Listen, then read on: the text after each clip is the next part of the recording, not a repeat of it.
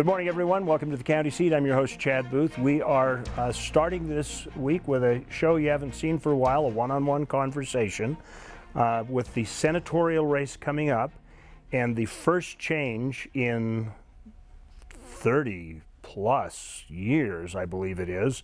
Or is it 40? We are going to talk with the senatorial candidates, a half hour for each one between now and the primaries. We're starting with Jenny Wilson, who is running on the Democratic ticket, came out of convention unopposed, currently sits as a council member on the Salt Lake County Council. Jenny, thank you for joining us today. Thank you, Chad. It's great to be here. It's good to see you outside of a UAC conference somewhere. Yeah, I know, but those are fun as well. So, big leap from Salt Lake County Council to tackle the United States Senate. And Washington is a mess right now. I guess I'd like to start with the question is, what do you think you bring in this entire battle that is fresh enough to help break the gridlock? What do we need to do to break gridlock in Washington? Well, like you mentioned, people are frustrated with Washington right now, and it seems to get worse and worse and worse. And I worked for Congressman Bill Orton as his chief of staff in the 90s, and I think we were seeing too much partisanship back then and a certain level of dysfunction. But it seems now if a Democrat moves a bill, no Republican will cross over, and vice versa. And we need to change that. So what I really believe is we need a new generation of leaders who will demand system reform to step up and say enough's enough. And that's what I represent. I do think there are electeds on both sides of the aisle in Congress that want to see change. And I've had conversations with some U.S. senators who really are trying to make that happen. So I think I would join the reform efforts in seeing how we could bring about a different method for committee chairmanships and how we could get the minority party, whether it be their Democrats in the minority or the Republicans in the minority, to move bills forward. On my county council, which is 5 Republicans, 4 Democrats, we'll do a work session if need be to kind of get to the heart of an issue. And we've lost that now. We've lost the sense of collegiality that we saw in the days of Orrin Hatch and Ted Kennedy coming together to work together for solutions. Do you think part of that's the seniority system? I do. I think that we elect people to our committees who have been there a very long time, when perhaps it's somebody new coming in who has an expertise in a given area that should be given some say on that matter. So I think we've created a system where we're rewarding people for being there for a very long time and maybe not bringing in the voices that are fresh and new that have some expertise on issues. How do you get that passed, though? I mean, all the freshmen will say, yeah, this is a great idea, and all the guys that have been there for 4 or 5 terms are going to say, no, this is not a good idea. How do you make that happen? Well, what I've learned is everybody that I've worked with has a good intent and has something they want to accomplish. So I think one of the reasons I've been successful in the work that I do now is really understanding where people are coming from.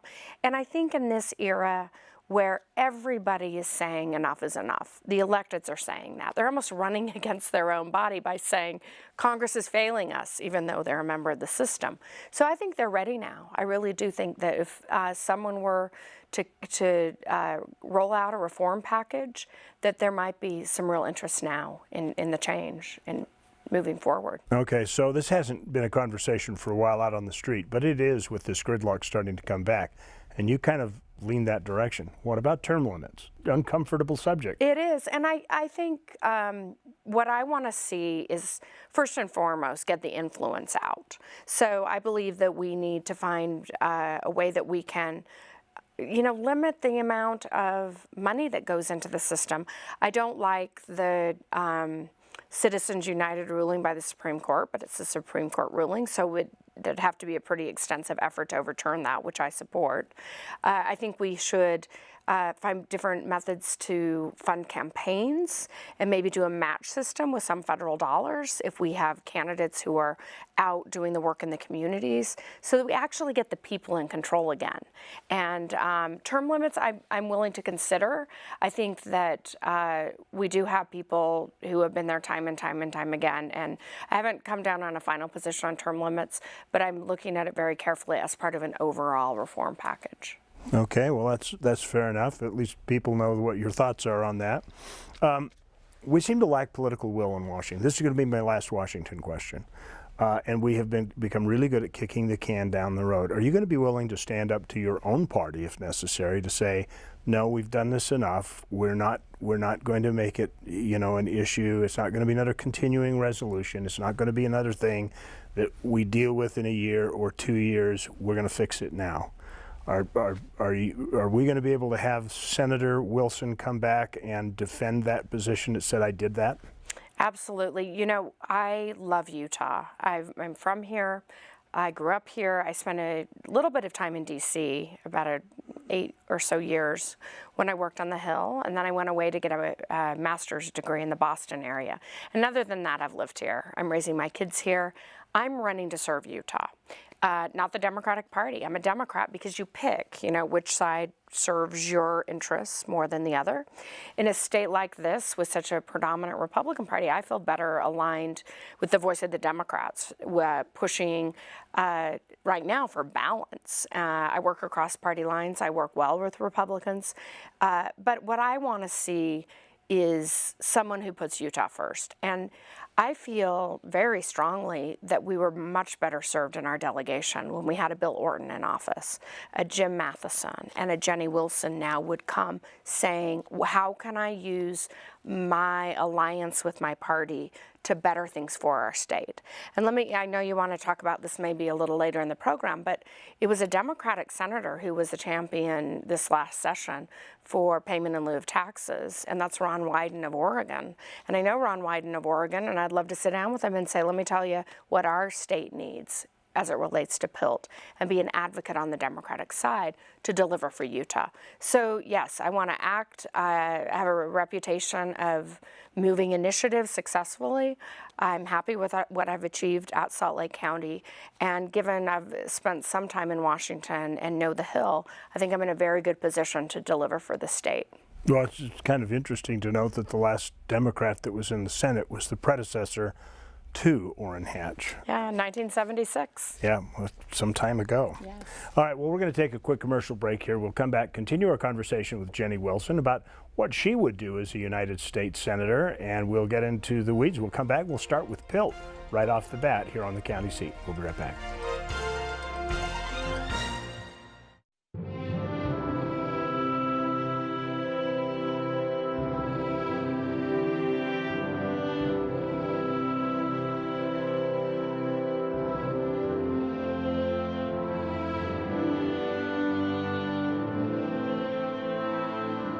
In a place that is beyond words, there is nothing to be said, except take your time in Bryce Canyon country. If you're looking for gold at the end of the rainbow, you'll probably be disappointed, because in Piute County, the only thing you'll find at the end of a rainy day is the promise of adventure. Highway 89 is your access point through Marysville and the historic trails of Bouillon Canyon. Find yourself in the mountains one minute and the desert the next as you follow in the footsteps of the pioneers. Whitewater raft, fish, hike, all within a few minutes of a comfortable bed and a warm meal. Find out why the world has made Piute County its off-road destination. Piute County, the place where the rainbow ends.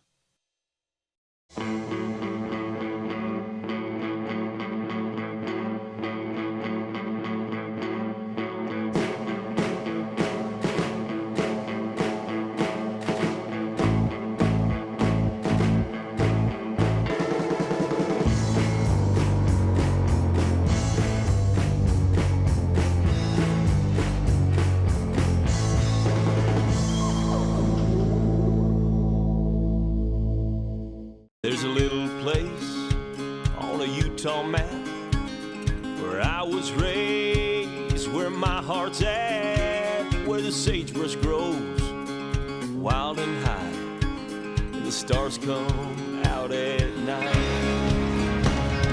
Oh, there ain't nothing like being raised in the basin with a Ute reservation, skiing starvation, that Duchesne County life.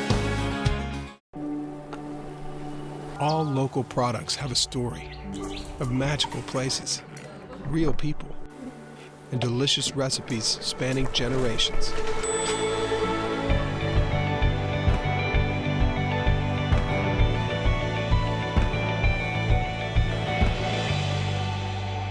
So go ahead and discover flavors you've never tasted and friends you never knew you had. Utah's own. Discover local food. What would you do with an extra day in Utah Valley? Explore the Wasatch Mountains? Snap a family photo at Bridal Veil Falls. Cool off on Utah Lake or the Provo River.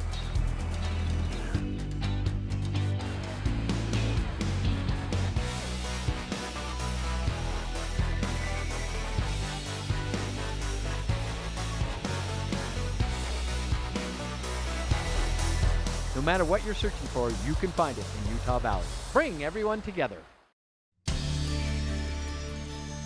Welcome back to the county seat. We have the privilege of talking to Jenny Wilson, whom we've known through the county seat as a county official, now running for the U.S. Senate.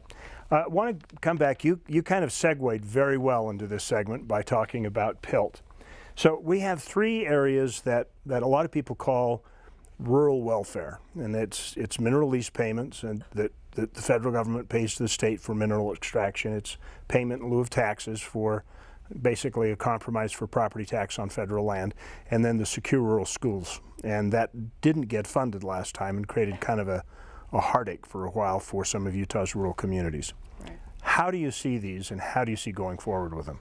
Do they need an overhaul? I think we need to raise the rate. It's that simple. And it's one of the issues that we have bipartisan support on. Democrats and Republicans both will say, yeah, we need to make sure that our states like Utah, who have an incredible amount of federal land, are compensated fairly for the lack of tax base through the property tax in those areas, through lost revenue, support our schools and our basic infrastructure in these areas. I feel like if we can afford a $1.5 trillion tax break that primarily helps big business and the super wealthy, then we certainly can go a little bit more to give more support to our rural areas. And, there's no choice, frankly, for some of these areas other than to rely on that dollar from the federal government, given many of our counties, as you know, Chad, are locked away with lack of revenue. How do you get a senator, though, from Tennessee, who just is not plagued with this problem, how do you get him to change his mind? Because he's going to be the very guy that thinks, whether he's a Democrat or Republican, thinks that this is welfare for the West. Yeah, well, I think at the same time, you look at the amount of investment we make in urban areas, transportation systems. We're not building a lot of track systems in rural Utah. And you look at the amount of investment in light rail and other transit that go into counties like mine that I serve now. And we need to be proportional in other areas based on the road needs in those areas and basic infrastructure. So I don't think there's any argument that it's welfare if you look at the fact that most of these areas would love to have part of that land to increase their tax base. Is there a way to get it off of a mommy may I? Because right now we have to go back every session, every bill, and beg for it to continue. Do you see a way do you think that, I mean, should we make it a permanent dedicated fund? This is an area I think our Republican delegation has failed rural Utah. And Chad, we both have really good friends who are county electeds. And I continually say, look, I think this delegation has left you behind. Why can't we solve this problem? I had an extensive conversation about PILT with Senator Cortez Masto, who took Harry Reid's seat in Nevada not long ago, it was just 10 days ago. And she's a champion of this issue and is willing to move it forward. I've mentioned Ron Wyden. There are Republicans working on it too. This is one we can fix. And I wonder, given Orrin Hatch has been there since the 70s, why we are still having this conversation. And I'll also note that I think if we could do better with these programs, find additional ways to support our rural communities, I think it mitigates some of the challenges that we're facing as it relates to our land policies. So I think it's absolutely critical. And we look at complex challenges like homelessness in rural Utah, the opioid crisis, which is devastating our communities. These are really tough problems. This is not a tough problem. This is a funding problem. So the federal government just needs some discipline and needs the ability to play fair on this one. If an urban area is getting a significant amount of funding for urban needs, then we need to return the favor for the people throughout the areas that aren't receiving some of the big dollars for infrastructure. Okay, well, let's talk about one other really big, long-term pressing land issue. We've had wilderness study areas in effect for 35, close to 37 years now since they were set aside. And the acres we have in Utah in wilderness study areas exceed the number of acres that we have in actual wilderness. And if you go to the land managers and say, well, we do something about it, but it's up to Congress. So how would you work to address that problem? Is getting some kind of finality, because it has literally devastated some of Utah's rural communities, because areas that used to be multiple use are now managed until there's another determination as wilderness. And so what would you do to move that ball, and has Congress dropped the ball on it? Because that would be something that would be more in the Democratic Party's line of, we didn't get this done. Well, you're proving my point. We need a Democrat in the delegation to negotiate through this. And I think there's been a sense from the Democratic side that there hasn't been a fair voice in the conversation. Whether that's true or not, when you have a 6-member federal delegation from one party, the other side of the aisle isn't going to feel always open and included in that conversation. So what the state absolutely needs is an advocate. I was raised to compromise. It's what I do every day in my county council role. Again, I'm not in the majority on the Salt Lake County Council, but I've known how to get things done, and it hasn't always been Jenny's way, but I don't take the approach of Jenny's way or the highway. It's how do we make something happen for the betterment of the people and citizens that I represent. And that's the same spirit that I would take to this negotiation. I think there's been an incredible amount of work done by our federal agencies, by people on the ground, by our county governments. We know what the solutions are. You go county by county and look at the complex land issues, and we don't need another survey. We don't need another measurement. What we need is to come together and compromise on some of these issues. But every time they make that move and they get a little bit of consensus building and saying, well, maybe we could look at that, then you have an NGO that comes in and says, oh, well, we're going to sue you if you do that. And they keep trying to push the other way. Well, you need a Democrat to go and say, no suing, let's figure this out. What do you guys want to, and how do we make this happen? So everybody's got to give in this equation. So do I assume from hearing that, and I don't want to put words in your mouth, I'll let you defend yourself, but in hearing that, am I saying that you think that we do have too much acreage locked up in wilderness study areas at this point and it needs to be adjusted? Well, I think it's one of those situations where it really is a matter of looking at each individual area. You can't look at this with the total number. You have to look at this in terms of what is everybody in the state who has any level of authority recognizes that there's land that needs to be protected. We all recognize that we want success for the people in our communities. So if we can operate from some principles that we agree on, I think we can solve these problems. So I think it just depends. There may be a certain county or an area where I would agree with the percent that's proposed, but there might be another area where we could say, hey, let's at least have a baby step to move forward now, or look, we can cut the deal and get done and have at least that area out of the conversation as we move towards the next level. And in any negotiation, there's going to be areas that are more ripe for action than others. So let's move on some of those and then move others along from the back burner to the front burner and start tackling some of these problems. That seems pretty optimistic, though, because in 37 years, other than the Washington County Omnibus Bill, we really haven't seen any acreage roll, and it's all still pretty much locked up. Yeah, and I think again that you need a fighter and an advocate and somebody who can go to the Chuck Schumers and the other members and say, look, we're tired of this. We need solutions. Lawsuits aren't helping anyone. Let's start to come up with a method to compromise. And with that, again, is resources back to the counties. And I'm a firm believer that government needs to be leaner, it needs to be smarter, we need to innovate in government, but government is a tool to support our citizens. And that's just one of the simple things that I believe strongly.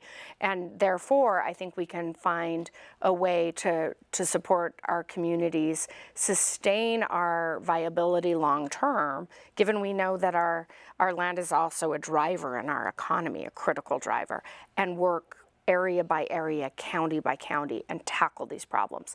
And having a Democrat in the delegation will move us forward, not backward. Do you think counties should have more control over about how things are managed at a local level instead of it being dictated from Washington on how on-the-ground policy works? I think the counties have a voice in the system, absolutely, but federal land is federal land, and I don't believe that we are in a position to, overtake that principle. So I think it's a negotiation. That's where your federal electeds need to be saying, I represent this state, I represent this county, I am the federal government in this arrangement, and how do we move this forward? And again, I think it's going to take a different way of thinking.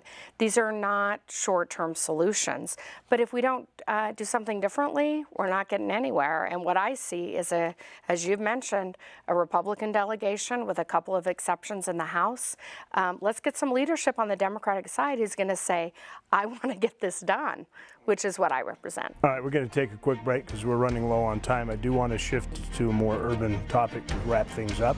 And we'll be right back with the county seat.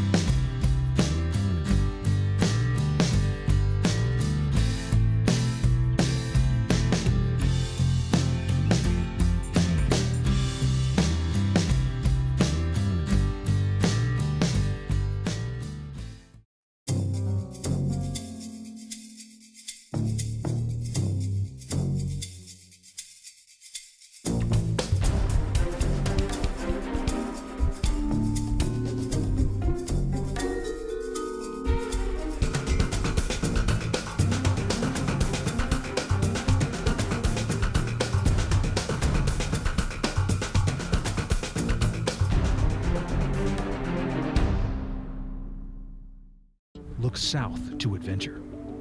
Look south to beauty.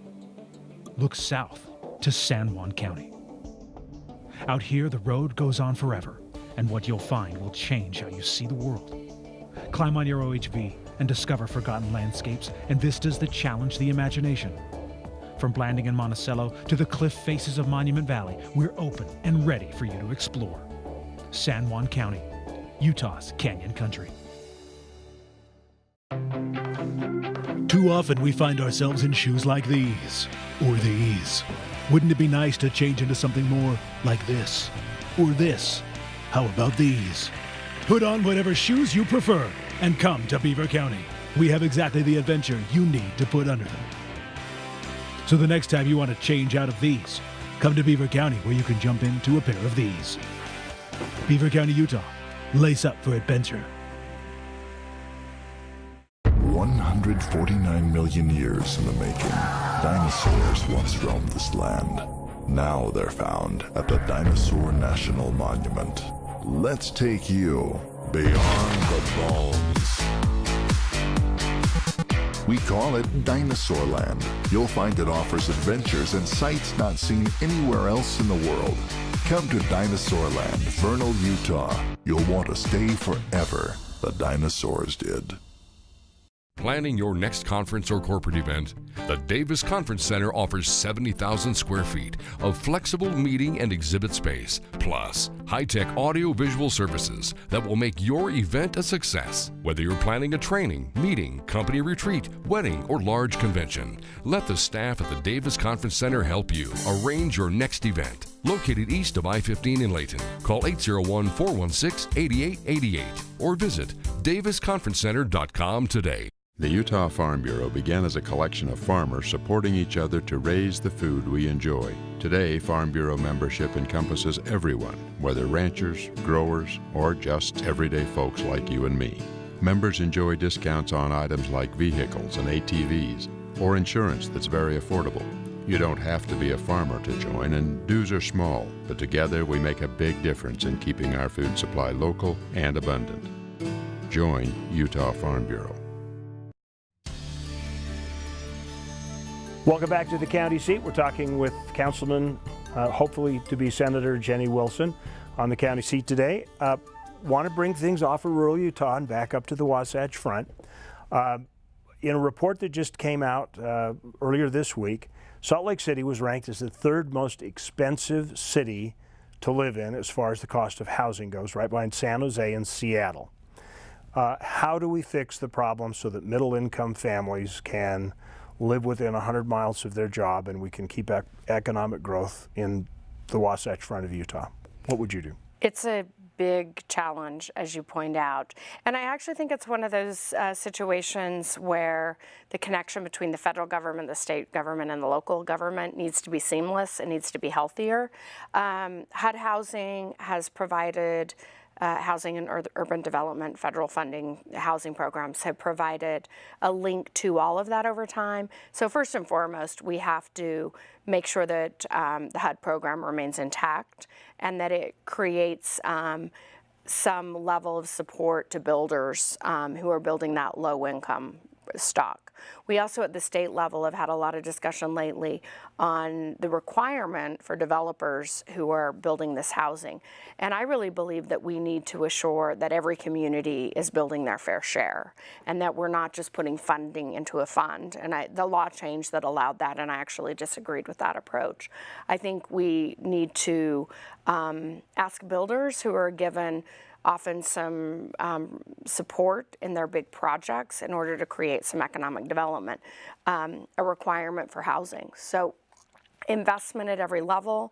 Of course, we get into wages and jobs, and those are key too, just so that we can have economic impact that allows people to get into the market. Do you support a minimum wage increase? I do support a minimum wage increase. What do you think it should be?